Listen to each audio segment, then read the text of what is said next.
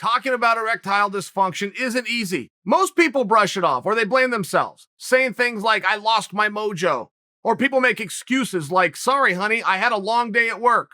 But with Roman, it is easy to talk about with real healthcare professionals who can prescribe real medication. It's simple, safe, and totally discreet.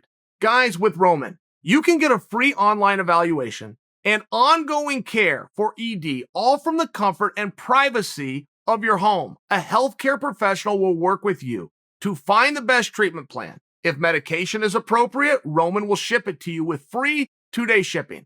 The whole process is straightforward, simple, and discreet. Getting started is easy. Just go to getroman.com/Chael and complete an online visit. Go to getroman.com/Chael today. If approved, you'll get $15 off your first order of ED treatment. Neil Magny is staying after Chimaev. I mean, Neil's calling him out all sorts of ways. He said, I'm going to slap him on sight, right? I mean, if there's anybody within the UFC who you would least expect to slap somebody on sight, it's Neil Magny. But Neil's worked up. Maybe the first time in his career, he's all worked up. I like it, and I think that Neil's the only guy, not the slap on sight, the worked up Neil. The Neil Magny that's coming out and has a voice. I understand that his timing appears to be a little bit off. He has been rewarded for all of his good efforts over the years with co-main event spots and main event spots. He's coming off of one loss. So what? So what? And at least it's here. And not to mention, Neil has the right, and Neil is the only welterweight who has earned the right because all the other welterweights found reasons to not face Chimaev. They found different reasons. I mean, whether it was a couple of months ago, blaming it on his Chimaev's ranking or lack thereof, whatever the reason was. But Magny is the one guy that said, I will do it when the dance card was open, showing that he was sincere, showing that he meant it.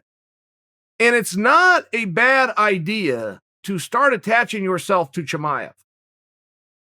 I mean, how far is Chimaev going to go if he beats Leon? It's a very hard assumption to make. It's a very hard bet to hedge. But in the landscape right now of the absence of Khabib, you will hear terms out there like, well, this guy's going to lose fans. Or if he does this, he's going to lose fans. Or now that Khabib's gone, the UFC is going to lose all these fans. What is it you think happened to them? What plague do you think that hit the fan community? Nobody loses fans. The fans don't go away. They go elsewhere. So it is a red hot market right now for who is going to absorb the Khabib fans. It's red hot, and it would appear very much so that it's going to be Chimaev,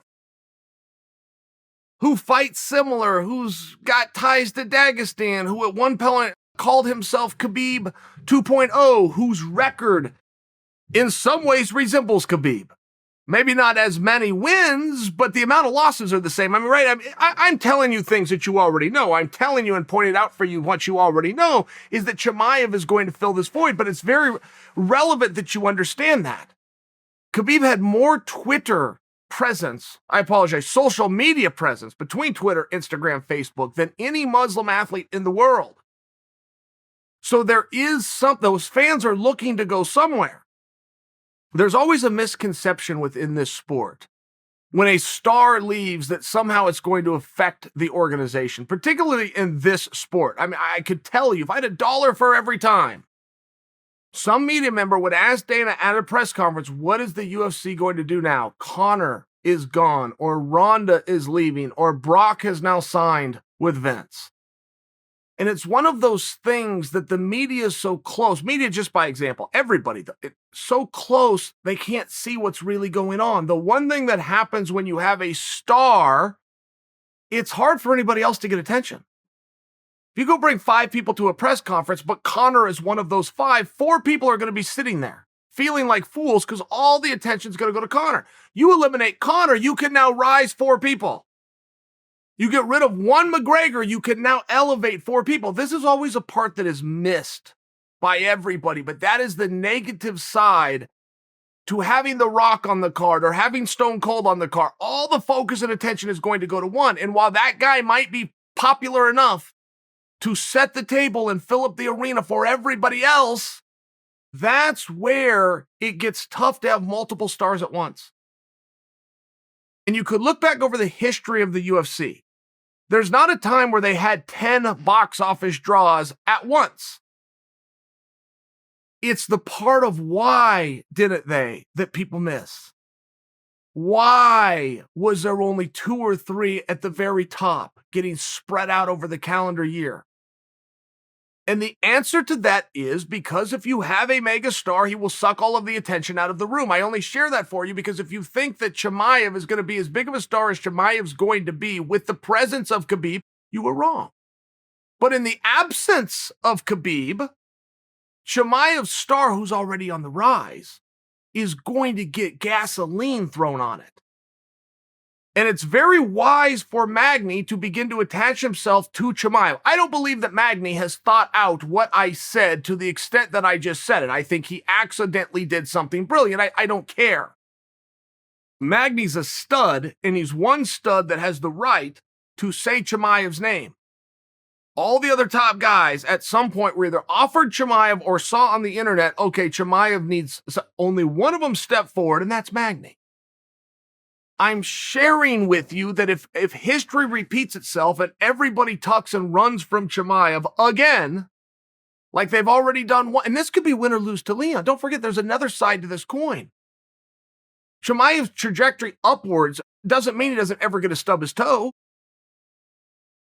It's going to slow things, but it doesn't mean he never gets to stub his toe. But imagine that he does. Imagine that he loses to Leon. Chimaev 4 months later is still going to need somebody to fight. Maybe that ups Magny's chances. Fine. But you see where it's still wise, and you see where Magny is still showing a courage that I feel as though people haven't shown him the respect for. I really feel that way. Magny deserves more from the audience. And the audience wants something more from Magny. For example, they want to be entertained aside from the 15 to 25 minutes that you're in the cage. Magny has never understood that until now. But if Magny's willing to turn a new leaf, then the audience should be willing to turn a new leaf with him. And a lot of guys are going to talk tough and try to attach themselves to somebody like Chimaev. But Magny was there when no one else was. And Magny did this very quietly. He didn't come out and scream from the rooftops. He wasn't looking to get PR and attention for himself. He very quietly went right to Sean Shelby and Mick Maynard and said, I will fill in. I will fight Chimaev. It's a totally different deal. There's some guys that I feel deserve a little bit more than the audience is giving them. Curtis Blades would come to mind on that. I don't know what Curtis has done to upset you, but I know what he has done that generally you would love. The fact that he went out there against Ngannou was a stud move. He got crushed. And what does Curtis Blades do? He asks for a rematch with Ngannou, which generally you would love. He gets the rematch. He gets crushed again. What does Curtis Blades do? He has to get a third match with Ngannou. I mean, those are the kinds of things that we revere. Those are the kinds of attitudes that we love. The word fighter has become so corrupted over my lifetime. Now the punches and the kicks, and can you do that better than the person in front of you? When I was growing up, a fighter is somebody who tried when it was hard to try, who got up when they were down and who pushed forward, who didn't take no for an answer, who kept showing up and who kept standing up. And I'm seeing guys doing that. I'm seeing Magny doing that. He stubs his toe with Chiesa. He doesn't go look for an easy fight. He doesn't remain quiet. He speaks up and he looks for the hardest fight that nobody else wants, which is the exact same thing that Curtis Blades not only asked for, but got twice and is trying to get a third time. I ask that you guys be open to it.